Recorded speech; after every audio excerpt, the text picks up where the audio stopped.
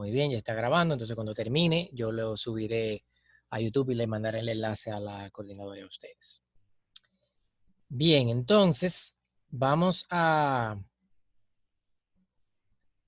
compartir el programa. Compartir el programa para que veamos más o menos a qué nosotros nos vamos a enfrentar.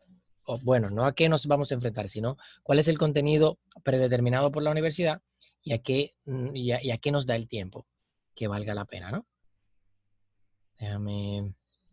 Se ve bien el programa, ¿no? Perfecto. Entonces, según la descripción de la universidad, hay muchas cosas que yo considero que están un poquito desactualizadas, pero no importa. Entre los objetivos para aprender, en la unidad 1 habla sobre la historia.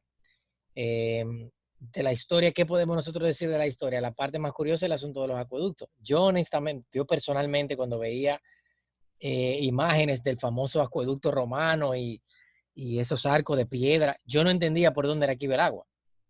Así, porque yo veía esos pilares y esas cosas, ¿por qué le dicen acueducto a un viaje de piedra? Para mí era un nombre que le ponían, ¿no? Y supongo que ustedes saben, y era yo el ignorante, o tal vez todos éramos ignorantes, pero es que es un canal. Y el agua venía desde un punto bastante alto donde la captaban, ya sea un río grande o una laguna, y la canalizaban donde el terreno era por debajo, le tenían que construir eso para sobrevolarlo, y donde el terreno era más alto, pues tendría que ser un hoyo, porque ellos no tienen las estrategias que tenemos nosotros ahora de presurizar tuberías, porque no existían, ¿no? Entonces, eso siempre me da risa y siempre es curioso yo ver un acueducto romano y decir, ¿y por dónde qué carajo va el agua? Cuando tú te subes arriba, o si, nunca lo he hecho, pero si te subes arriba, pues ves que es un canal lo que tiene arriba, ¿no? Hay una imagen por ahí también que anda rodando de cómo es ahora y cómo era antes, que explica bastante bien la idea que quiero señalar. Bien, en la unidad 2 se trataría el tema del diseño de sistemas. Aquí si nos pararíamos un poquito va a ser para una pequeña parte práctica, en el que el objetivo sería determinar la población, la dotación y la cantidad de agua que se le asignaría a cada tramo del sistema, ¿no? Esto de periodo de diseño a lo que hace referencia es básicamente a la vida útil, ¿no? Pero es la cantidad de años a la que a la que se idealiza que el sistema va a funcionar por un asunto económico, no tanto por la durabilidad de los materiales, nada por el estilo, sino para la planificación de cuánto tiempo disponemos de que ese acueducto va a funcionar, de tal manera de que si un sistema es muy difícil de, de ampliar, como por ejemplo en el caso de los acueductos y de las presas y de ese tipo de sistemas, si son difíciles de ampliar porque son muy costosos, porque cuesta mucho construir más los alcantarillados que los acueductos por los diámetros de las tuberías, entonces tú tratas de que el sistema se construya con una resiliencia lo suficientemente alta como para que la vida útil sea grande, para que dure mucho, ¿no? Por la relación costo-beneficio. Si el sistema es relativamente económico y es relativamente sencillo, no hay que estar haciendo tanto movimiento de tierra, tanta rotura y es fácil de ampliar, entonces tal vez ese tú lo puedas diseñar con un poquito más de flexibilidad. El estimado de la población y el consumo de agua viene dado por la dotación. Ya hemos escuchado mucho la palabra dotación, pero la dotación es cuántos litros de agua yo le voy a asignar a cada persona para cada día. La dotación varía dependiendo de muchos factores, dentro de los cuales están el nivel económico de la zona que tú estás destinándoles agua, el uso, dependiendo de si no estamos hablando de residencial, muchas veces la dotación está asignada por área verde, por área de parqueo, por el tipo de proyecto, ya sea que sea un proyecto turístico, es una característica muy cerca de casa que tiene la dotación, y es el hecho de que los hoteles y los resorts tienen una dotación altísima, todavía muy por encima de la que se le asignan es el consumo.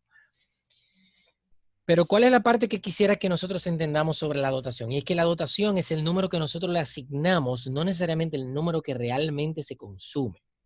Por ejemplo, en nuestro país, la dotación, que normalmente para zonas urbanas, ahí me ayudará Batista, que usa más ese número que yo, anda por los 200, 250 litros por habitante por día. Correcto. Si tú se lo asignas a una zona rural de muy bajo nivel económico, pues un acueducto rural tú puedes tal vez asignarle 100, 150, 80 litros por habitante por día. Y uno se preguntará, pero contrale, eso es muy poco, o otra persona podría decir eso es mucho. Y la realidad es que hasta que tú no haces un control de medición, tú no vas a saber exactamente cuál es la dotación. Nosotros asignamos dotaciones basadas en no tanto en estudios hechos aquí con mediciones aquí, sino más con estudios hechos en otros países con otras culturas. Y si tú te pones a comparar en culturas que se asumía que eran parecidas en el centro de Europa, y tú comparas las dotaciones de muchos de esos países, pues es garrafalmente diferente. En el caso de España, por ejemplo, se entendía que entre las ciudades principales como España y como Madrid y Barcelona, el consumo iba a ser relativamente parecido. Y no es así. No es así. El agua en Barcelona es mucho, pero mucho más cara que en Madrid. Y la gente en Madrid consume más agua que en Barcelona. Así que no se entendía que iba a ser lo mismo porque la cultura se entiende que es la misma, pero no es así. El de Barcelona es diferente y tiene un manejo diferente, lava diferente, tiene una cultura de cerrar la llave diferente porque todo depende mucho de la zona. Imagínate tú cuando tú estás comparando un país con otro y las dotaciones que se asignan en este país pues vienen dadas por estudios que provienen de otro sitio. La deficiencia en medición hace que ese hecho se empeore, ¿no? Sin embargo, seguimos basado en ese criterio. La dotación, por ejemplo, para los hoteles anda entre 500 y 700 litros por habitante por día. Eso es real. Habría que empezar a medir en los hoteles exactamente cómo es. Y sabemos cómo es la cultura de los hoteles todo incluido de nosotros.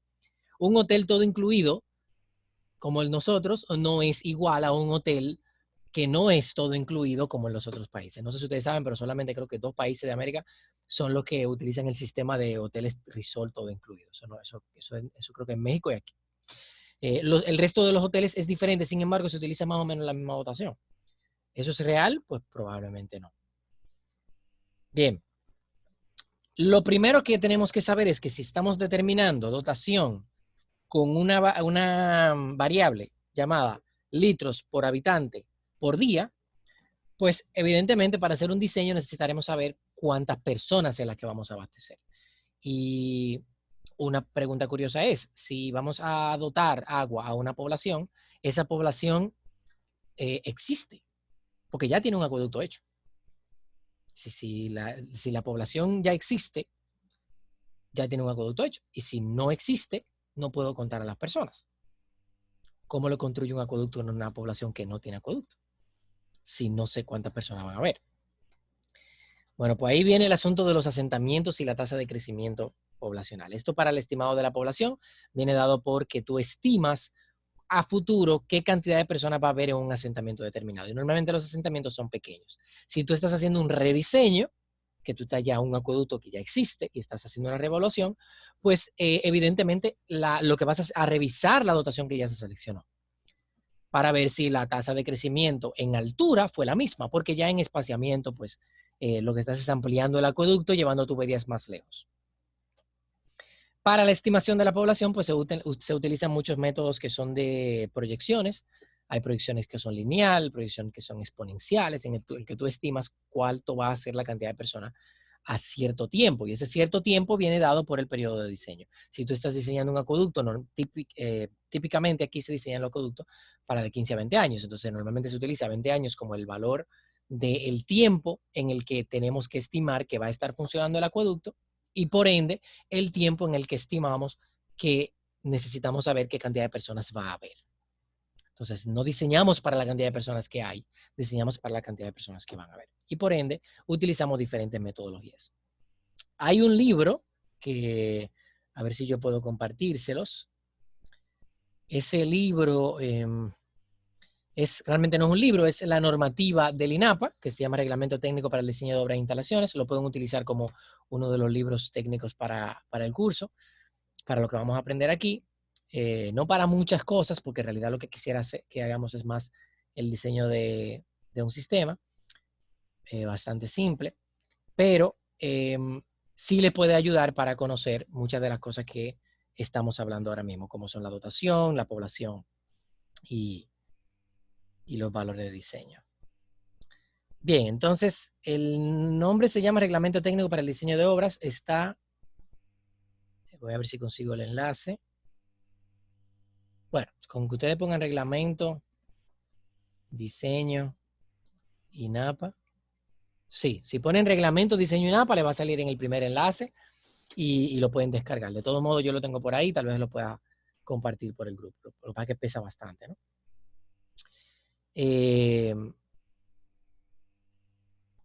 A ver, estás escribiendo por WhatsApp, yo eso no lo puedo ver. Pero aquí me parece que hay un chat, ¿no? Entonces lo pueden escribir por aquí. El que no tenga micrófono lo puede escribir por aquí, por el chat del Zoom, que tiene en el botón derecho donde dice más, entre los tres botoncitos, o le dan alterno H. Si le dan alterno H, le sale el chat del Zoom y ahí lo pueden escribir también, que ahí yo lo veo. El libro se llama Reglamento de Diseño, ¿no? Reglamento de Diseño. Pon Reglamento de Diseño INAPA y le va a salir el libro. Bien, entonces vamos a continuar avanzando un poquito, porque la intención que quiero para hoy es que analicemos el programa, de que tengamos por lo menos los conceptos básicos de lo que quieren ellos que nos estudiemos, y luego entonces decidamos si nos vamos a enfocar en el diseño de sistemas o si nos vamos a enfocar en aprendernos los conceptos teóricos, ¿no? Y así nos manejaríamos con las próximas clases y con la asignación de la tarea de hoy. Bien, en la fuente de abastecimiento, esto lo pusieron mal, no es la primera vez, así tenía... En el de mecánica de los fluidos decía estadística de fluidos en vez de estática de fluidos. Pero bueno, esos son errores sencillos. Dice fuentes de abastecimiento de agua fuentes. Eso no es así. Generalidades. Evidentemente un sistema de acueducto está compuesto por de dónde viene el agua, ¿verdad? La llevo a un sistema de regulación de presión, y ya vamos a ver por qué más adelante, cuando analicemos bien el asunto de la población, probablemente en la próxima clase, y luego una red de distribución. Entonces, ¿de dónde viene el agua? Es la fuente, y la fuente puede venir ya sea debajo de la tierra, como un agua subterránea, o de un embalse. Puede venir desde un sistema sumamente sencillo, que es un pozo con una calicata manual, que esa viene siendo el acueducto más sencillo, porque aunque no se le puede llamar acueducto, pues no tiene una red, o hasta un embalse, una presa que genera un embalse, del cual nosotros le contaríamos una línea que va a abastecer nuestros depósitos reguladores, que al final van a llegar a cada una de las poblaciones, sin mencionar la planta de potabilización que está en el medio, ¿no? Que la vamos a ver también. Bien, entonces la fuente, que puede ser superficial, puede ser subterránea, ¿qué debemos de tener en cuenta? Debemos de tener en cuenta la cantidad disponible por esa fuente, la disponibilidad que tiene. Tenemos que tener en cuenta la permanencia, bueno, aquí lo dice, la permanencia y la calidad físico-química y bacteriológica. Se supone que hay una calidad mínima con la cual nosotros debemos de cumplir. Probablemente en ese reglamento también hayan algunos patrones de calidad mínima, como cuál es el máximo permitido de DBO, de DQO, eso es demanda biológica de oxígeno, demanda química de oxígeno, la de nitrito, nitrato, fósforo, nitrógeno, todos esos contaminantes que pasado de cierto nivel hacen daño, pues hay que controlarlos. Hay algunos que dentro de los rangos son hasta beneficiosos. No es razonable tú eliminarle todos los contaminantes al agua, porque hay algunos de esos que solamente se llaman contaminantes cuando pasan de cierto nivel. Pero si se mantienen dentro de un rango, no se pueden considerar contaminantes. Y hay algunos incluso que son necesarios, que tienen un rango mínimo. Por ejemplo, el sodio. El agua necesita un mínimo contenido de sodio. Si tú le sacas el sodio, si tú evaporas el agua, le sacas todo. Si ponemos una planta de tratamiento de evaporación, pues es obligatorio tú luego ponerle cal o algún otro emulsificante de minerales para que el agua cuando llegue donde ti tenga una cantidad de minerales suficiente para tu sobrevivir, porque si le quitas todos los minerales necesarios para que el cuerpo funcione, pues es peor que si tú estuvieras bebiendo de más.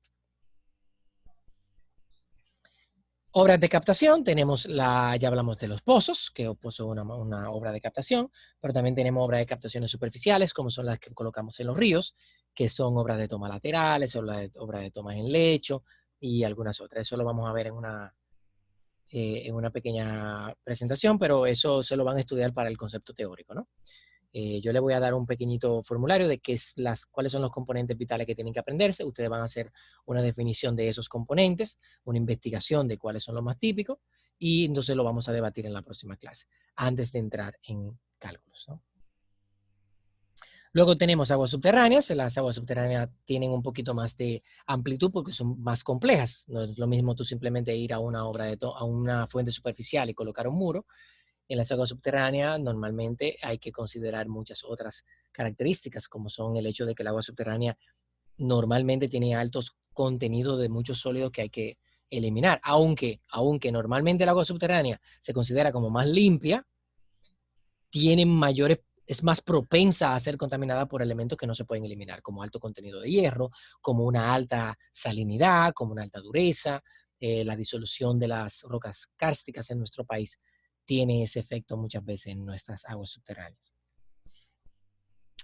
La conducción del agua, sabemos que nosotros tenemos que utilizar diferentes tipos de tubería para llevar el agua y a esto no se refiere, no nos referimos cuando hablamos de redes. Redes es otra cosa. Esto es la conducción del agua, estamos hablando de solamente una tubería, a veces más, pero normalmente una sola tubería, que viene desde la obra de toma hasta normalmente un sitio que está a grandes distancias, donde se encuentra el depósito regulador. Lamentablemente los asentamientos humanos no siempre están colocados con una fuente de agua en el medio. Y si está en el medio, el mismo asentamiento humano contamina esa agua. Entonces, normalmente lo que se intenta conseguir es agua que está bastante lejos, en una zona pristina que no está afectada por el asentamiento humano, pero al estar tan lejos, pues esa agua hay que llevarla a través de una tubería que tenga que pasar por muchos puntos bajos y puntos altos que hay que considerar en el diseño, porque cuando el agua va por un punto muy alto, si se recordarán de mecánica de los fluidos, en un sistema de tuberías en el que la tubería pasa por un punto por encima del gradiente hidráulico, luego de por la línea pisométrica, por debajo del gradiente hidráulico, luego considerar las pérdidas, no sube el agua. No sube el agua. Tú tienes que colocarle una ventosa o sacarle el aire para que el agua entonces pueda pasar por ahí. Y si te pasaste por encima del gradiente hidráulico, pues ni con ventosa funciona. Eso lo vamos a aprender más adelante con un poquito más de detalle. Lo mismo cuando tú vas en un punto muy bajo, la tubería tiene que tener una resistencia, lo que significa que cuando tú vas a colocarla, tú tienes que colocarle piezas especiales para que aguante la sobrepresión que pueda haber en los puntos más bajos de la línea. El tamaño y la capacidad de la tubería, pues hay un cálculo de diámetro eficiente, de diámetro económico, pero básicamente vamos a aplicar la ley de continuidad. Básicamente lo que es mecánica de los fluidos, el utilizar las ecuaciones elementales de mecánica de los fluidos es más que suficiente para la mayoría de las asignaturas. El diseñar un sistema de abastecimiento, un sistema de recolección, el tú saber Manning, el tú saber Heisenberg-Williams, el tú saber la ecuación de la energía y el tú saber continuidad, eso mata prácticamente el 90% de las materias. Y es como básicamente se diseñarían esos elementos, ¿no?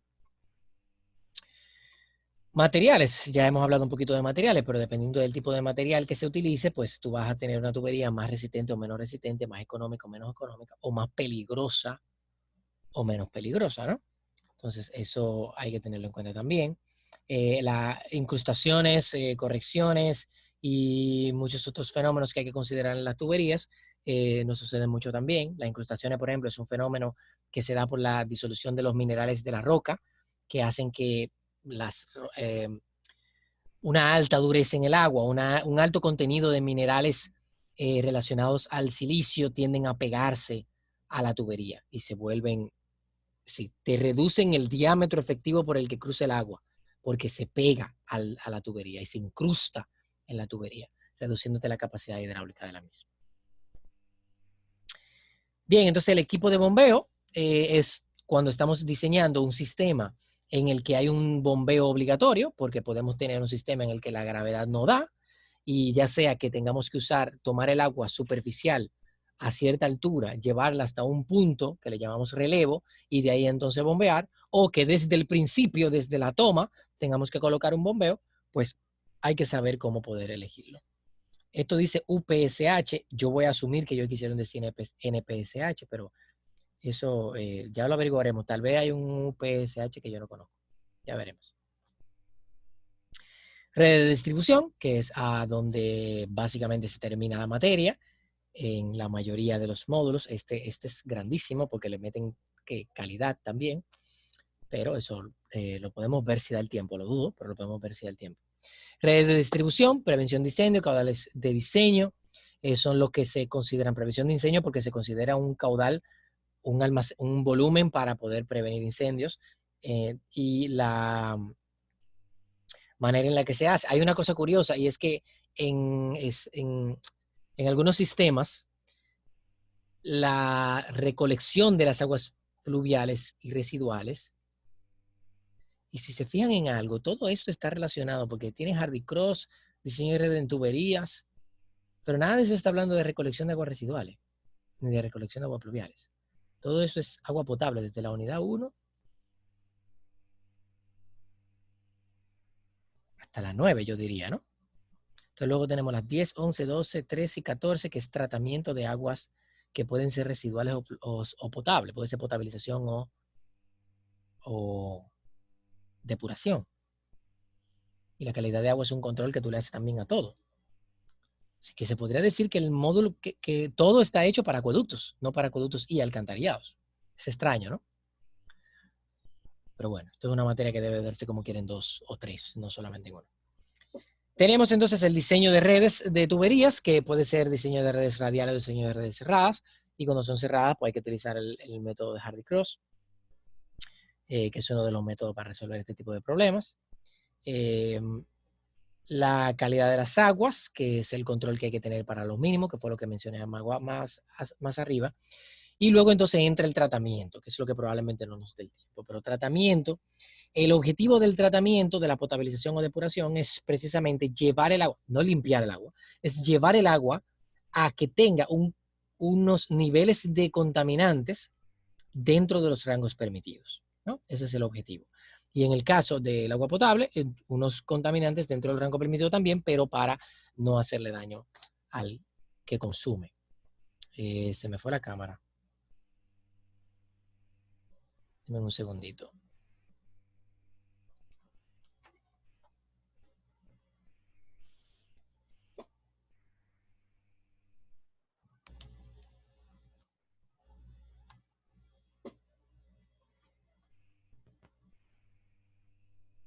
A ver si se arregló ya. Sí, parece que sí. No sé qué le pasó. Parece que le di un golpe a la mesa y se desconectó. Bien, entonces esto hay que tenerlo en cuenta. Pero vamos a aprender más o menos lo esencial. Vamos a ver algunas configuraciones, aunque no lleguemos a ver el cálculo, porque el cálculo es bastante amplio.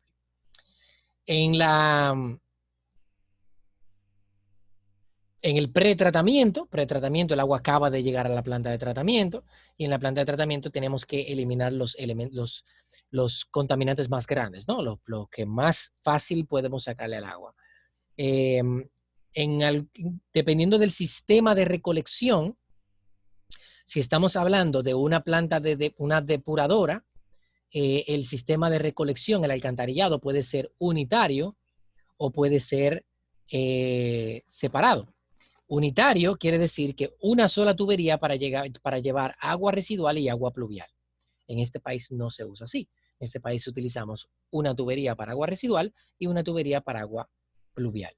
Entonces, en el caso de que sea unitario, hay que colocar algo que le llamamos un pozo de gruesos, que es como si fuera un tremendo agujero donde ponemos una cuchara y en ese agujero va a caer todo el agua, que luego va a salir por un nivel un poquito más bajo, y la cuchara va a recoger todos los desechos grandes como bicicleta, todo lo que cae dentro de una tubería pluvial, como la tubería es bastante grande, cabe bicicleta, cabe nevera, cabe todo tipo de elementos grandes que ustedes se puedan imaginar, se han visto caer a través de una tubería de alcantarillado pluvial. Creo que hay una foto por ahí en internet que me enseñaron a mí cuando me enseñaron eso, en el que ellos estaban señalando la cantidad de desperdicio que había, que supuestamente la policía ahí era donde primero buscaba a los muertos. Después que llovía, cuando lo recogía de los hoyos más extraños, caía por el alcantarillado y llegaba ahí. ¿Cómo? No lo sé, pero bueno, es simplemente un dato curioso.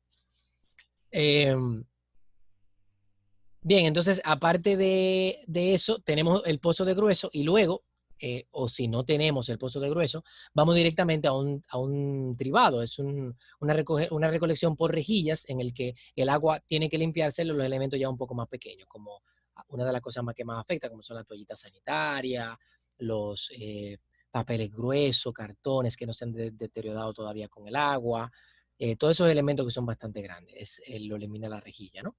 Hay rejillas que son manuales, rejillas que son automáticas, y las rejillas entonces es donde empieza lo que le llamamos la separación de flujo.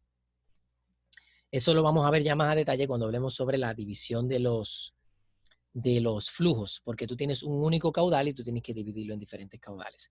Y esos caudales, ahí es donde tú empiezas a dividirlo a través de las rejillas. Bien, entonces luego de tú pasar por el paso de rejillas, de tú limpiar esos desechos relativamente grandes, entonces tú empiezas a hacer el tratamiento primario, que ellos le llaman aquí remoción de lodos, pero tratamiento primario, básicamente tú necesitas hacer un sedimentador, aunque ellos dicen aquí sedimentación también, así que parece que tiene este mismo grupo. La sedimentación, que viene combinada con la floculación y la coagulación. Y previo a eso hay una mezcla rápida. Entonces tú empiezas con una rejilla. Déjame ver si yo puedo dibujar algo aquí. A ver si yo puedo poner a funcionar esto. Un segundito.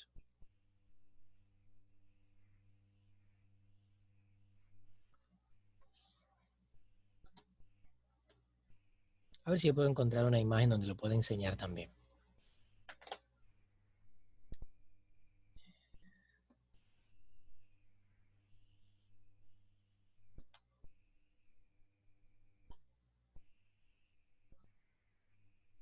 Ok, mira una aquí imagen. Vamos a robarnos esta.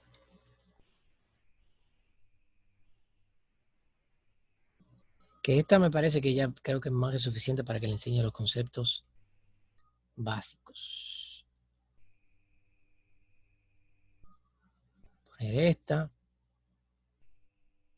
Poner esta, que se ve bastante interesante también.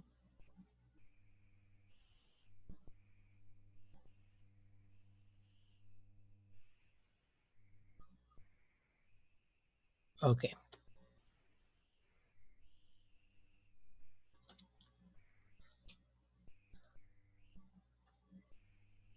Nuevo. Muy bien, entonces déjame integrarlas aquí.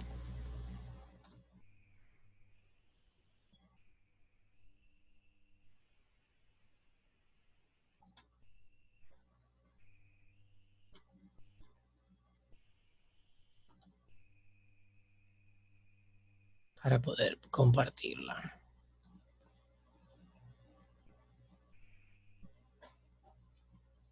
Ok. Una nueva.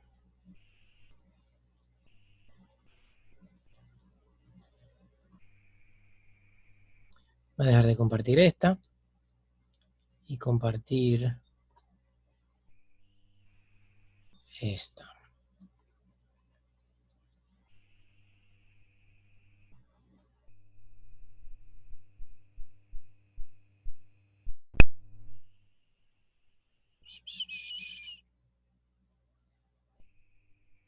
Qué extraño, no me sale. Ok, ahora sí. Me confirman que están viendo la imagen. Sí, la podemos ver. Perfecto, perfecto. Porque no estaba seguro Sí. con todo se esto. ve. Excelente. Entonces, aquí se va a ver un poquito diferente porque está con los nombres españoles, tíos, y el tornillo realmente no es típico. El tornillo es un sistema de tratamiento que está dentro del sistema convencional, pero es una tecnología diferente a las rejillas, ¿no? Pero más o menos explicar la idea. Esto del tornillo vendría siendo las rejillas. Todo inicia con el agua que viene de el alcantarillado, ¿no? En este caso estamos hablando de un alcantarillado residual, ¿no? Entonces, la depuradora. Estación depuradora de aguas residuales. Cuando el agua llega aquí, fíjense que hay un pozo de gruesos, automáticamente me dice que es un sistema unitario. Pozo de gruesos, todas las bicicletas y las cosas grandes caen aquí. Entonces luego pasan por una canalización que lo lleva al desbaste. El desbaste es el eliminarle todos los elementos que son más pequeños que lo que trabaja el pozo de grueso, pero más grande que lo que puede manejar el desarenado, ¿no? Entonces, cuando el agua llega por aquí, este tamizado, aquí donde estarían las rejillas, el pozo, este tornillo lo que hace es elevar el agua. Esto es un ascensor, esto es una bomba. Esto en realidad lo que hace es la función de una bomba. Cuando el agua llega aquí es trabada por rejas. Las rejas eliminan esos elementos. Y fíjense que aquí están diciendo más o menos cuál es el tamaño de las partículas que elimina, ¿no? El desbaste de lo grueso elimina de 30 milímetros, el desbaste del tamizado elimina de 3 a 6 milímetros de diámetro, la partícula que elimina. Entonces, cuando llega aquí al desarenado y desengrasado, esto básicamente es como si fuera una pequeña piscina, pero tiene dos espacios por donde agarra contaminantes.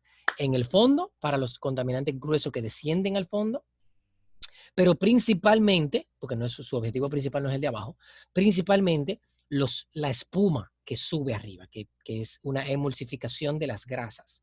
Por eso se le llama desengrasado, ¿no? Entonces, el desengrasador, el que viene siendo el desarenador también, tiende a eliminar esas partículas de arena bastante gruesas que caen fácilmente al fondo y a eliminar la espuma que se queda arriba. Todo lo que se queda suspendido en el agua, lo que está como sólido disuelto y sólidos suspendidos, que ni bajan abajo ni suben arriba, son lo que pasan entonces a la decantación primaria. Entonces, esa decantación primaria, ¿qué es lo que hace? Que antes de la decantación primaria, antes de llegar aquí, en este proceso, y muchas veces se hace entre el desengrasado y la decantación primaria, o se hace desde el tamizado. Y es que pasa por 3 pasos relativamente cortos que están relativamente juntos, porque los fenómenos son bastante rápidos.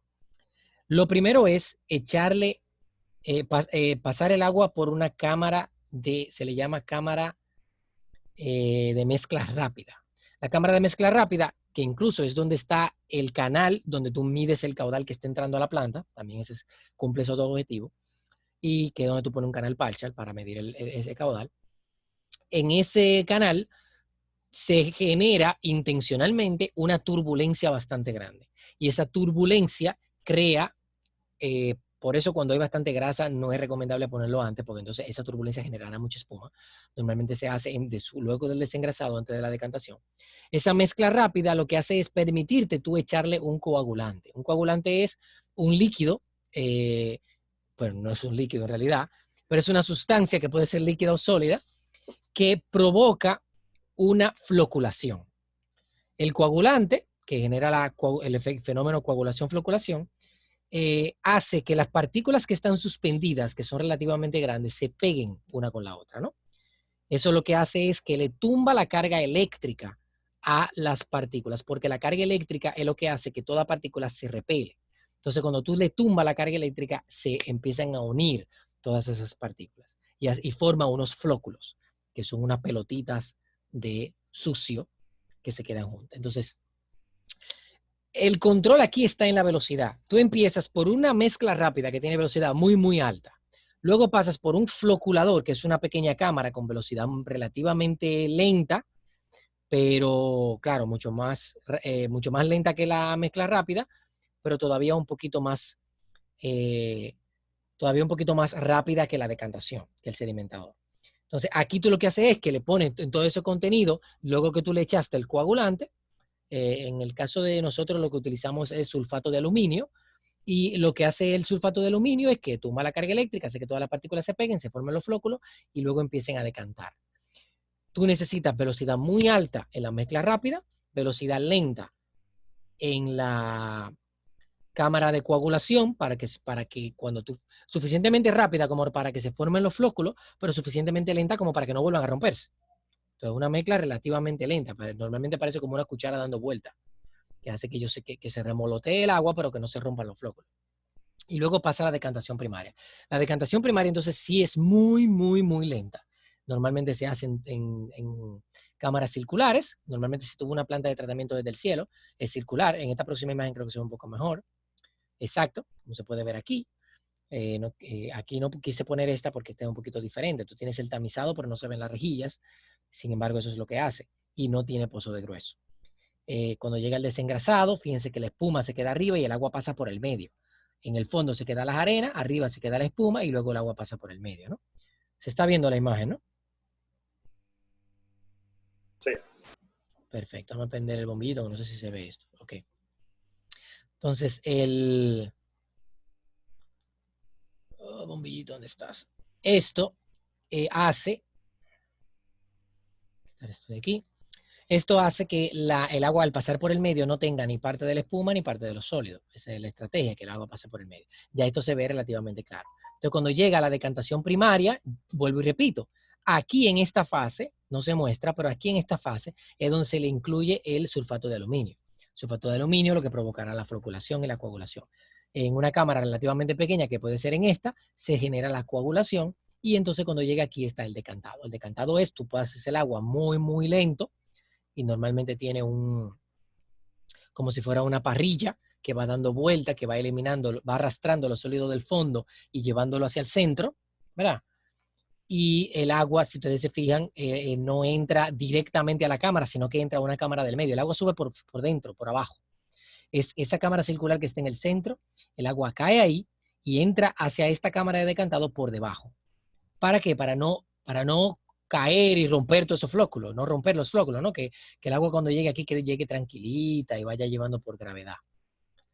Entonces, el agua cuando está aquí, todas las partículas, los flóculos se van decantando, llevando hasta el fondo y se van llevando hacia la deshidratación de los sólidos que está aquí.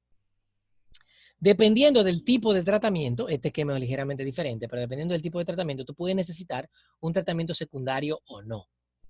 Aquí, si ustedes se fijan en este, no pusieron un tratamiento secundario, solamente pusieron la decantación primaria, pero la intención es de que siempre, de que si lo que tú no eliminaste en la primera, pues lo elimines en la segunda. El proceso que ustedes están viendo aquí, el tratamiento biológico, es algo ya, el próximo paso en el que tú intentas eliminar mediante el uso de microbacterias la materia orgánica, la vas a descomponer. Hay muchas partículas, principalmente la materia orgánica y la demanda biológica de oxígeno, la demanda biológica de oxígeno, la demanda química de oxígeno, es el indicador que tú tienes en el agua para saber qué cantidad de bacterias tú tienes, qué cantidad de materia orgánica tú tienes. Porque si hay mucha demanda biológica de oxígeno, quiere decir que hay muchas bacterias tratando de comerse mucha materia orgánica, lo que te dice que hay mucha materia orgánica, ¿no? Entonces, el tú tener toda esa contaminación dentro de la decantación primaria te puede decir a ti si tú vas a necesitar una secundaria o no. Por eso es que todo va a depender del contaminante. Porque el tratamiento biológico, que vuelvo y repito, en este caso, ellos lo pusieron así, pero la intención es de que esté conectada con el reactor biológico, que viene siendo el tratamiento biológico. La intención es, dependiendo del tipo de sistema, de que el agua dentro de la planta de tratamiento elimine mediante la autocreación de materia orgánica, por una cosa que le llaman la mezcla,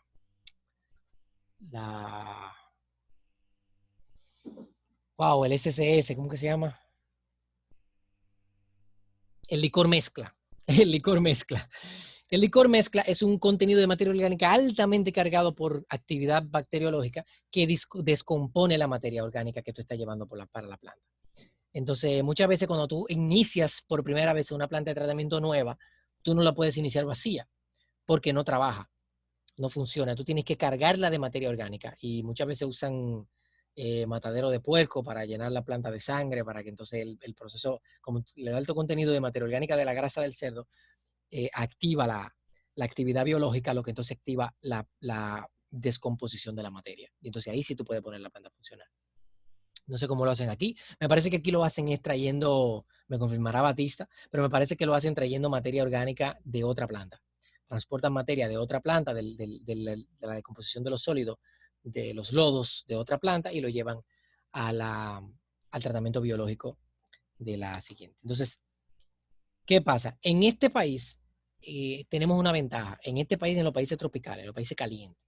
Y es que normalmente nuestras plantas de tratamiento no necesitan tener gran tamaño en el componente biológico, porque la actividad biológica de las bacterias es directamente proporcional a la temperatura. Mientras más calor hace, más actividad biológica y por ende más fácil descomposición de la materia. Cuando esa descomposición de la materia sucede, suceden otras transformaciones. El nitrógeno, que tiene un ciclo, le llaman el ciclo del nitrógeno, se convierte en nitrato y luego se convierte en nitrito y luego se convierte en nitrato. En algunas fases es no peligrosa y en algunas fases es peligrosa. Entonces, en el que viene directamente de los alcantarillados, normalmente es peligroso y tú no lo puedes lanzar directamente al agua, al río. ¿Por qué? Porque si tú lo lanzas al río, ese nitrógeno tiende a, junto con el fósforo, tiende a crear nitrificación. Y nitrificación es la producción excesiva de algas en los embalses gracias a un alto contenido de nutrientes.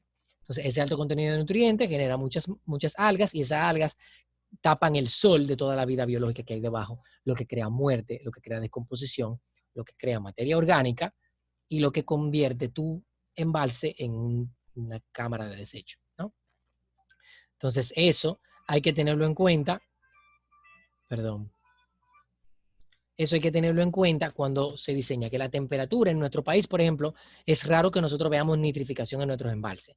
Es raro que veamos, aparte del río Sama, que tiene un exceso de contaminantes, es raro que nosotros veamos de que un embalse de nosotros lleno de algas, que no nos deja tomar el agua. Y es por el calor, es porque nuestra temperatura es bastante alta. Sin embargo, eso hay que eliminarlo, esos nutrientes, principalmente el nitrógeno, hay que eliminarlo de la planta de tratamiento en otros países más fríos, como en Europa, ¿no? Porque si no, genera ese problema en los embalses. La manera en la que eso se realiza es tomando la planta de tratamiento y en el componente biológico haciendo dos cosas. Déjame ver si lo puedo conseguir y ponérselos aquí. Se cerró, supongo, el compartirlo. Y luego vamos a terminar un poquito más rápido ese paso. Porque nos centramos demasiado en tratamiento, ¿no?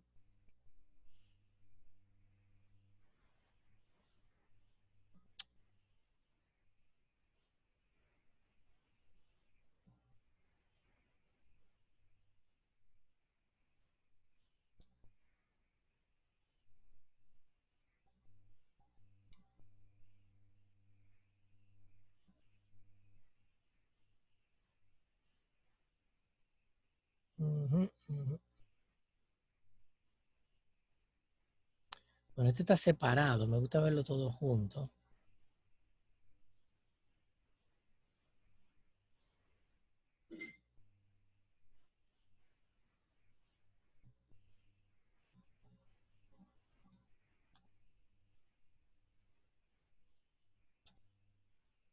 Ok, creo que este lo hace. Bueno, está en inglés, pero no importa. Ustedes son unos diablos en eso ya.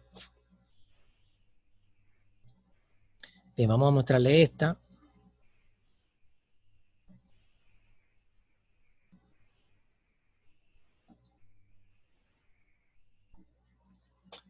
Bien, compartir la pantalla nuevamente.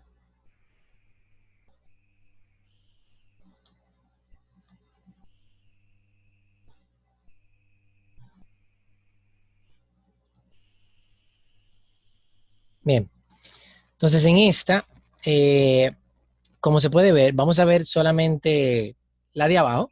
La de arriba es un sistema típico. Tenemos el agua que va a venir desde el tratamiento primario, que ya nosotros vimos, ¿verdad? Que es el sedimentador primario, y luego va a llegar aquí. Esta agua, cuando llega, pasa por una parte aeróbica, y es las bacterias necesitan oxígeno. Al necesitar oxígeno para poder sobrevivir y funcionar y hacer su trabajo, se le ponen estos álabes, que son como aspas, que remueven el agua y le agregan oxígeno al agua. Esa oxigenación se hace en una cámara que le llaman, por ende, la zona aeróbica, debería decir aeróbica. Ellos le llaman anaeróbica, pero es aeróbica, ¿no? Anaeróbica es cuando no tiene oxígeno. Entonces, luego de que esa pasa para la parte óxica, es donde empiezan a oxidizarse, o lo que dije ahorita, la descomposición de la materia, se le llama oxidación también, y se descompone la materia y se debarata. Básicamente, al desbaratarse puede pasar a una nueva sedimentación en el que se hace mucho más fácil el decantar la materia orgánica, ¿no? Entonces, eso, dependiendo de qué cantidad de oxígeno tú le pongas, de cuántos ventiladores tú le pones, de cuál es el tamaño de la planta, pues va a haber una mayor o una menor eficiencia. Pero ¿qué pasa? Si la planta para poder funcionar necesita materia orgánica y cada vez que tú le estás entrando materia orgánica, no necesariamente te estás trayendo más bacterias. Entonces tú necesitas mantener estable la cantidad de bacterias de actividad. Cuando yo digo bacteria me refiero a algo más específico, que es el licor mezcla, que es la actividad biológica que descompone la materia, pero le estamos diciendo así para que sea más sencillo, ¿no? como tú tienes que mantener esa actividad, tú lo que haces es una cosa que se llama recirculación externa. La recirculación externa es tú mandar el agua del fondo del sedimentador, luego que ya ha pasado por el sedimentador. Si tú tomas del fondo, que es donde sacan los lodos, tú lo recirculas a través de una bomba hacia, bueno, una parte, no toda, hacia la cámara nuevamente junto con el agua que viene de la calle. Entonces, tú mantienes esa actividad porque como esto hasta aquí está bastante cargado de bacterias, tú puedes reutilizarlo y siempre ese porcentaje va a mantener tu planta activa continuamente. La otra parte la manda para el tratamiento de sólidos, el tratamiento de esos sólidos para poder disponer de ellos. Eso es sin desnitrificación. Ahora, si tú quieres eliminar el nitrógeno, como yo había dicho, que se llama nitrificación, desnitrificación, en inglés es denitrification, lo dice ahí abajo. Entonces tú tienes que no solamente hacer la misma recirculación externa que acabamos de decir, sino que tu planta tiene que ser más grande. Y más grande porque tiene que estar dividida en diferentes cámaras. Y cada una de esas cámaras tiene una función. La primera cámara, que es la cámara anaeróbica, como acabo de decir, la cámara anaeróbica, yo sé por qué yo le dicen anaeróbica. Anaeróbica es porque el fluido viene sin oxígeno y tú le incluyes el oxígeno. Por eso es extraño realmente, porque eso yo nunca lo había visto de esa manera. Entonces, al tú incluir el oxígeno, tú le agregas oxígeno, que por eso le llamamos la cámara aeróbica, y luego ya pasa a una cámara anóxica. ¿Qué es lo que es anóxica? Anóxica es, ni soy anaeróbica, ni soy aeróbica. Sí, ni estoy falta de oxígeno, pero tampoco tengo exceso de oxígeno. Me acaban de echar oxígeno y lo tengo, pero no se me ha ido. Esa es la parte anóxica. Y esa va a variar dependiendo de cuánto ventilador tú prendas. Se le coloca a todas, pero no todos están prendidos a la anóxica. Solamente tú lo prendes en función a la tasa de eficiencia que está teniendo la planta, para tú mejorar o disminuir la eficiencia de la planta. Cuando ya llega a la parte óxica, entonces ya empieza a descomponerse. Entonces, ¿por qué esto denitrifica?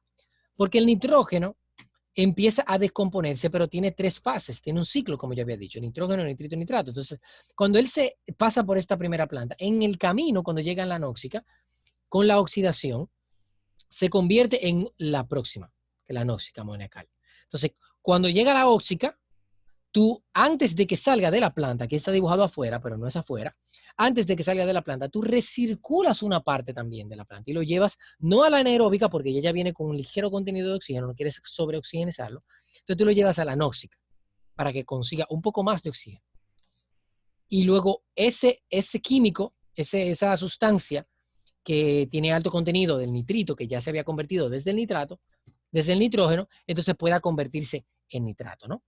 Entonces ya ahí tú estás denitrificando. De nitrógeno a nitrito, de nitrito a nitrato. Y ese nitrato no es nocivo y no hace el problema que tiene la nitrificación de los ríos. Por ende, se puede de manera segura echar en el agua, en el río, porque esto es depuración. Entonces llega al clarificador y luego al efluente. Cuando llega al efluente, realmente no va directo al efluente, tiene más componentes, como se puede ver aquí. Entonces, él luego tiene que ir a una, dependiendo de cuál sea el objetivo, puede tener un tratamiento terciario, y si no tiene un tratamiento terciario, pues tiene una desinfección. ¿Qué es lo que le hace falta a estos esquemas a todos, aparentemente a todos? Que no le veo ni que ninguno lo tenga. Desinfección. Bueno, lo tiene aquí, pero este esquema está extraño. Pero lleva una desinfección, y la desinfección, el objetivo es evidentemente matar las bacterias que no son las buenas que nosotros nos gustan, sino la materia que pueden hacerle daño a la ecología cuando tú eches el agua en el río, ¿no?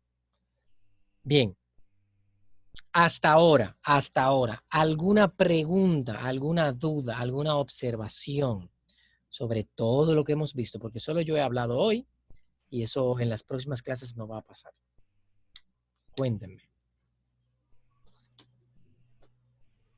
Bueno, yo quería decir que he visto el tema de las incrustaciones y que es un problema notable en el tema de distribución de aguas, en un caso concreto en el sur del país, y es prácticamente, bueno, hay algunos mecanismos que se pueden operar, pero ya que empezó a ocurrir, lamentablemente ya la tubería lo único que queda es sustituirla Eso es así. y poner un sistema de tratamiento que, porque puede tener unas características físico-químicas adecuadas, pero esa esa composición química que en la tubería y con condiciones de velocidad producen que se sedimente más, pues lamentablemente hay que agregar un sistema de tratamiento. Era todo lo que... Perfecto, perfecto, perfecto. ¿Alguien más tiene una opinión o una pregunta sobre lo que hemos dicho?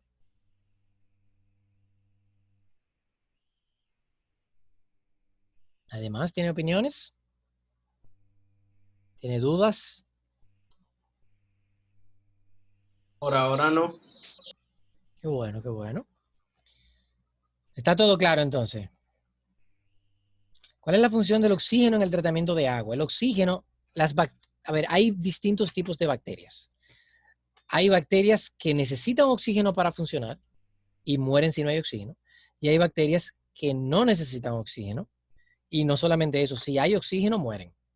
Entonces, esas son las bacterias anaeróbicas. Tenemos bacterias aeróbicas y bacterias anaeróbicas. La función del oxígeno es mantener y aumentar la eficiencia de la actividad de las bacterias aeróbicas. En este país tenemos una planta de tratamiento que casi no se usa en países más desarrollados porque requieren mucho terreno, mucho espacio. Son las plantas no convencionales de lagunas o lagunación. Las lagunas normalmente se construyen con el objetivo de que el agua vaya lentamente de una laguna a la otra, creando esa actividad, es decir, teniendo esa actividad de descomposición de la materia. Y esa descomposición viene dada por la profundidad. El tipo de bacteria que va a estar existiendo ahí va a depender de la profundidad de la laguna. Entonces tú empiezas por una laguna muy, muy, muy profunda, donde no entra el oxígeno después del metro, ya tú no tienes oxígeno, tú tienes esa laguna de 10 metros.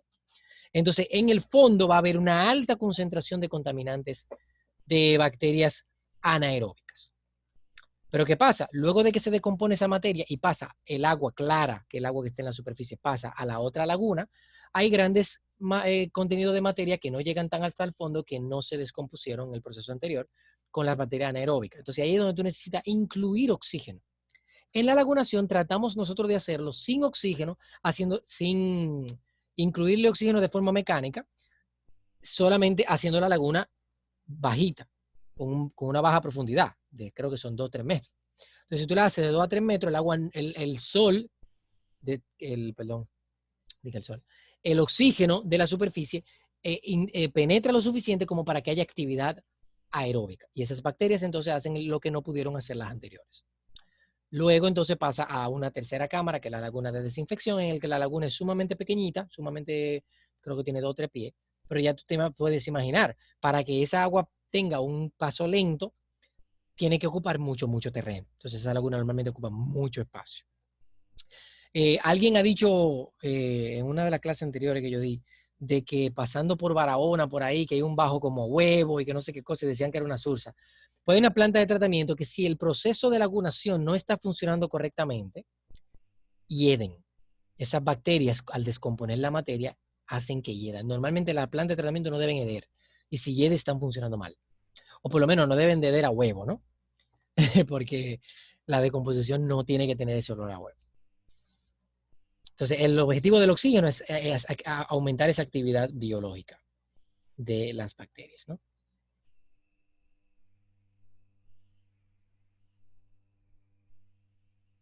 Hay muchas maneras de tú agregarle oxígeno al agua en una planta de tratamiento. Está la manera más sencilla, que tú haces la laguna bastante bajita, pero es bastante costosa por el espacio. Hay también otras maneras que son mecánicas, que tú le puedes poner un helicóptero en el medio, que no es más que una batidora, que hace un montón de turbulencia, separa la gotita de aguas, haciendo que el oxígeno entre en contacto con el agua. Hay otra manera, que es el método cascada, pero que esa funciona mucho para potabilización, porque tú no puedes hacer muchas cosas mecánicas ni muchas cosas así cuando tú estás hablando de agua muy, muy sucia. Porque es que el agua muy, muy sucia te decompone, te deteriora, te maltrata, te atasca esos equipos y evidentemente no lo puedes usar en todos los sitios.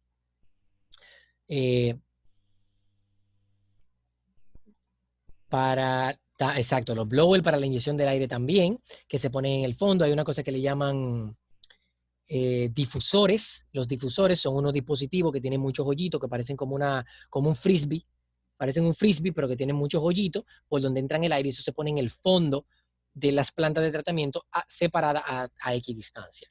Y eso es lo que hace es que oxigena el agua inyectándole aire desde abajo, creando muchas burbujitas, ¿no? Huracán, cuéntamelo todo.